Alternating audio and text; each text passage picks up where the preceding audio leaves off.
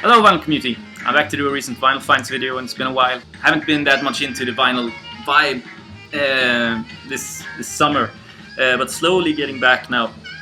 I'm on my parental leave and I'm off from work taking care of my daughter for 3 months now, and that's awesome. She's turning 1. Amazing, time flies really. Records. Playing in the background, Pop Workshop, Song of the Petrol, something like that. Can't pronounce that. It's Mats Winding, Tony Williams, and Janne Schaffer. Wlodek Golgulski is also on that. Really awesome fusion record, and one of my best finds. The artwork alone is worth the money. So glad to have it. So moving on to the vinyl, I have a few ones that is non-jazz related, but it's mostly jazz in here. So yeah, starting this off with Henry Cow. My first Henry Cow record that I got for free by a friend, actually, In Praise of Learning, 1970, I don't know, 75. Yeah, I have no real experience of Henry Cow, just watching people talking about it in the VC. So when he pulled this from a huge stack of records that he bought, and I was interested in it, he just gave it to me for free. Really happy about that. Good guy. So I'm gonna see if I can find more Henry Cow, but they're not cheap in Sweden if you want to buy them in a store. Next one I bought was in a local store, was Man Machine by Kraftwerk, 1978. Didn't have this on vinyl, and I think that I'm pretty much like done with Kraftwerk. I need Autobahn also, but after that it's just like a Swedish first press that I picked up. This I picked up in a store going home from Stockholm, watching Paul McCartney, and I just bought it because I thought it was interesting. The price was right. The Rainbow Band on Elektra, 1971. Just found it interesting. It looked like a psychedelic, like folk, American roots kind of record, and it was exactly that. But not super interesting, not well played or anything like that, not super cool songs. So maybe something for the completists of psychedelic American music. I don't know. Online store in Sweden had a sale, so I grabbed this one for a great price. Massanin by Massive Attack, classic album in the dub genre, pop dub. I don't know. Yeah, cool record. I've heard it on digitally for years and years. Fantastic record.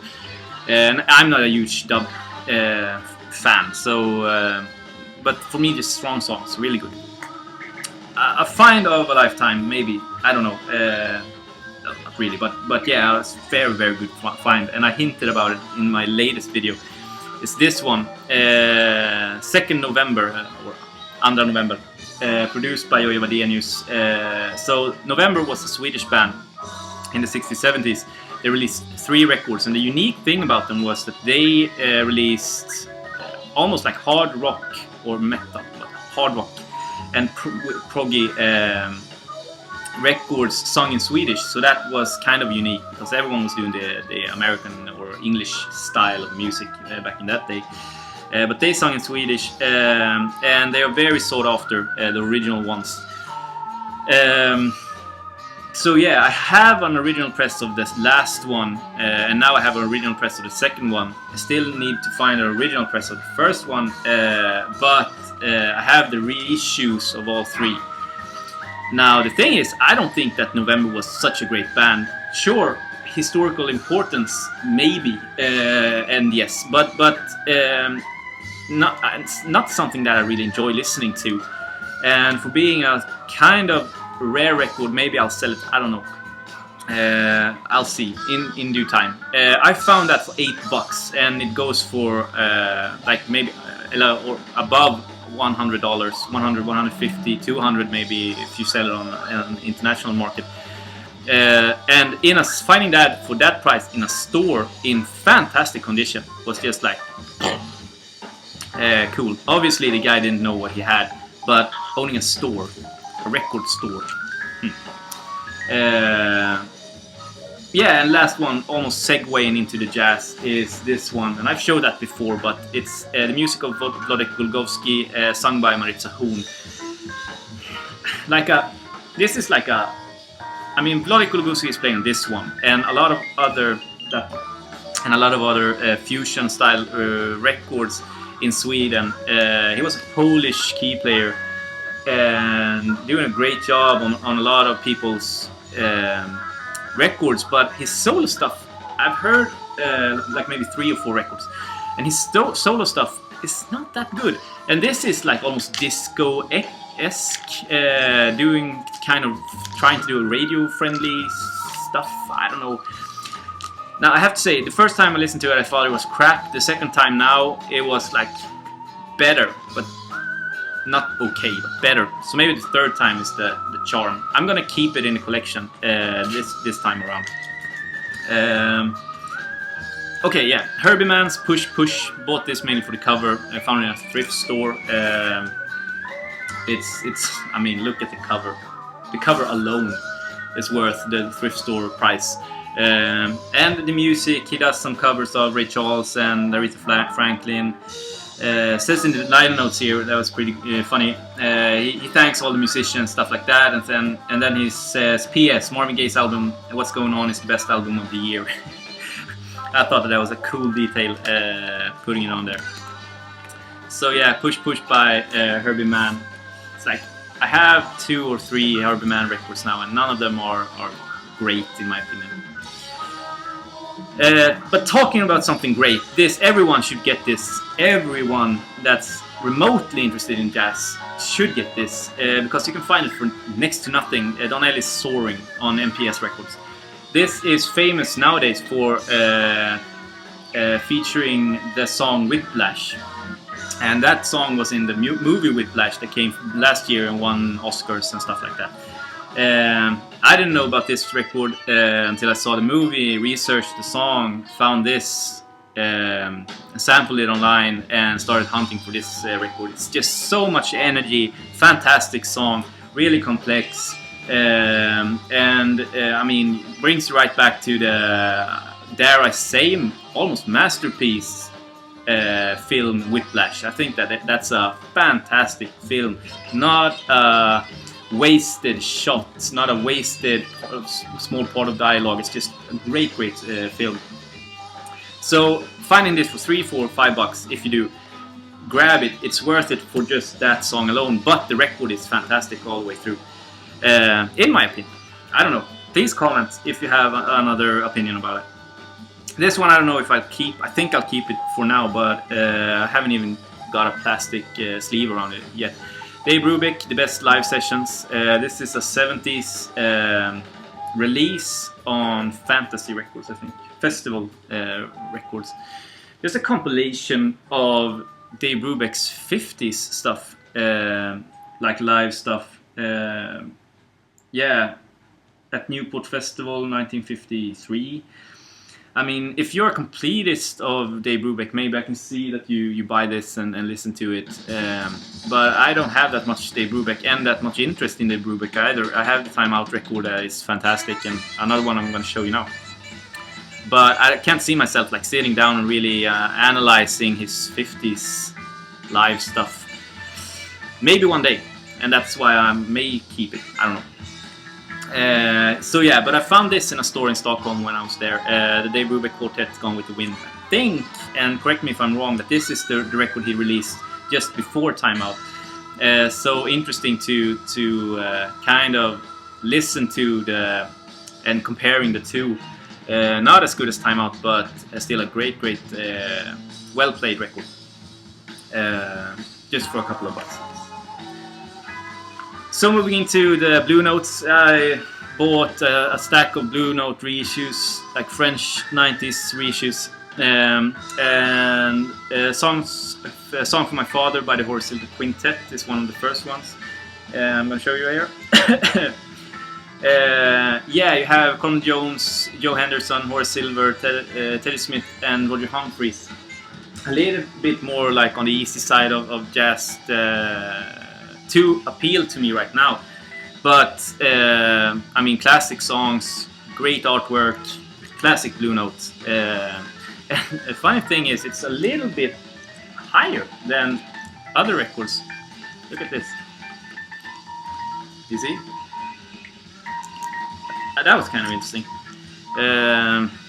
Another one, also fantastic. Look at this artwork. Sonny Rollins, Night at the Village Vanguard. You have, it's based on 2 live sessions. One night with Sonny Rollins, Will Beware, and Elvin Jones, the trio. And then you have Sonny Rollins, Donald Bailey, and Pete De La Rocca on the second session. Really good, really good. Classic Blue Note. Sonny Rollins, I'm digging a little bit more into now. Interesting character and musician. And last one, talk about great artwork. Amazing Bud Powell Volume 2. I showed you Volume 1 in the latest or the other video that I did a month ago, I think. This is Bud Powell, the piano player, 40s and 50s material. Really, really good. And the technique of the guy on the piano, just fantastic. Check it out. It's yeah, amazing. Going a little bit more into the freer stuff, and I'm reading a lot about, and I watched the documentary. My name is of Albert Ayler, and when I was in Stockholm, I found 2 records. And I'm going deeper and deeper into Ayler. It's really, really hard because he's such a free jazz player, really, really out there. It's hard to get into, but there's something there. Almost like instead of pouring out music, he's pouring out feelings through his saxophone, and letting the other players like join him to. It's hard to explain. I'm not the best person to do that either. But Albert Ayler's Vibrations on Rhythm of Freedom with Don Cherry, Gary Peacock, and Sonny Murray, released '64 in Copenhagen. Live session with Ghost, Children, Holy Spirit, Ghost, Vibrations, and Mothers on the second one. This has been released in a lot of different forms. Originally on ESP Records. And this is some sort of like reissue, cheap reissue later on the line, still 75. Yeah, great, really interesting, hard to get into. And this is not easier. Spirits Rejoice, also a ESP original release, but this is I think Italian cheapy bass records. Sounds great. You have Albert Ayler, Donald Ayler, Charles Tyler, Harry Grimes, Gary Peacock, Sonny Murray, and Cole Cobbs, recorded in '65 in New York. Yeah, really, really interesting. And all you Ayler fans out there, I don't know if Anders, if you watch this, you have Cal Cobbs playing harpsichord on this one, and I don't know if it's the mix on this release or the master release, but the harpsichord is really, you can't really hear the harpsichord. It's way back, and he's playing and doing a solo with Ayler. I think it's Ayler. And the saxophone is right up there in the speakers, but the harpsichord is way back. You can't hear it. Is that on all the releases, or is it just like this press? I think that the harpsichord is featured on the second side, but I'm not super sure. And talking about Ayler, there's information. He died 1970. Short period of music time for this guy, maybe 10 years or something like that. But he had a great influence on Swedish musicians, being in Sweden and playing for a short amount of time. The first record he released was a Swedish release, private press, I think. But there's this book, Den Gyllene Cirkeln, Jazz in Sweden in the 60s. This is all in Swedish, unfortunately. But the Golden Circle, or Den Gyllene Cirkeln, is or was this like awesome place for concerts, and a lot of music was put out from that concert venue. Yeah, Made in Sweden did one. can't even remember any other now, but a lot of stuff. And this features Albert Eiler and Don Cherry a lot. Talking about Don Cherry, the next one, also bought this in Stockholm, looked unplayed, but it was in the used bin, so I got it for a great price. Don Cherry live in Stockholm, 2013 release, double LP set, with live sessions from 3 different venues, if I'm not mistaken. One of them is the Museum of Modern Art in 1971, also 68. And I'm really getting into this, man. Oh man! I said in previous videos that I'm not into spiritual jazz, and I still think that the more energetic jazz is my kind of thing. But what Don Cherry is doing in his Swedish records is something really interesting. Just you can hear how hungry he is for the kind of like not only Swedish culture and the Swedish players playing here, but also the players that came from around the world, like Okay Temiz and Mafi Falay coming from Turkey playing here, and getting those influences. Just the package that he does with his experiences and those more maybe younger players are just so interesting. Fantastic record. And the last one, 17 minutes, my god, is another Three Blind Mice record. Sunday Thing by, I won't even slaughter the names, and the New Herd. Almost like a big band record. Very interesting, typical of the stuff that I've heard from Three Blind Mice, which is good. And great pressing, great sound quality, Japanese press. So that's it for me. Yeah, please leave comments if you have the time and feel the need, and if you have the answers of some of the questions I asked, please comment. And talk to you soon. Bye.